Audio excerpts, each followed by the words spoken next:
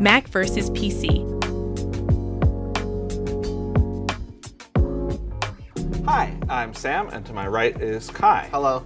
We both started off as PC users and then switched over to being Mac users for a little bit, and now we're back to PC, and today we're going to talk about why. I started out with 98 doing typing lessons on there, and then I moved on from there to a few more versions of Windows before I switched over. Well, what I really like about Mac, and at the time I was using Mac, it was really important to me when I was doing some web development, is that Mac is still very good at giving you an idea of the position of every element on screen. When you're going through a screen, it plays different sounds and it uses 3D audio to really help you capture that position and to give you a spatial awareness of the screen that you're dealing with.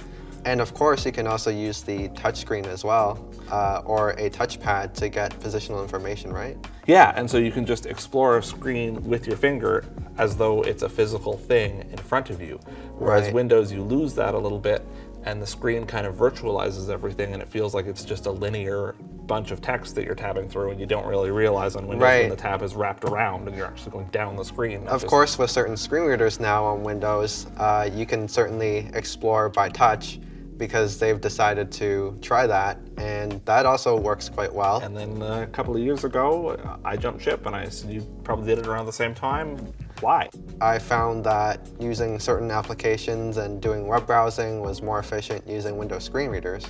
Yeah, for me, it was all about the web browsing. To this day, I still like most of the desktop applications on Mac better.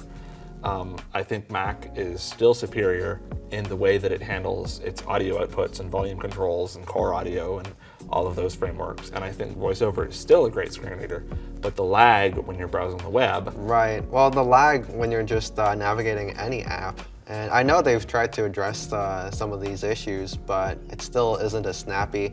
Because if you think about it, and you're working at a center where you're dealing with thousands of messages a day, having that lag is not good for your productivity, especially if you want to be just as competitive or even more competitive with your peers or colleagues at a workplace. And that's pretty important to me.